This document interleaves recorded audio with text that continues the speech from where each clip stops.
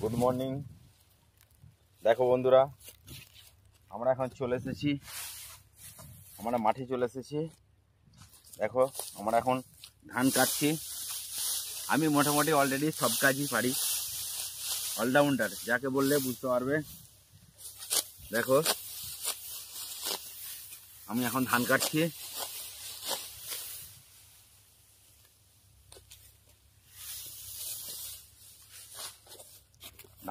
ধান মোটামুটি খারাপ হয়নি, ভালোই হয়েছে। আজকে ভাবলাম যে একবার এই দেখো ধান মোটামুটি সব ভালোই হয়েছে। আজকে ভাবলাম যে আজকে একটু মাঠে যাই, একটা ভিডিও বানাই।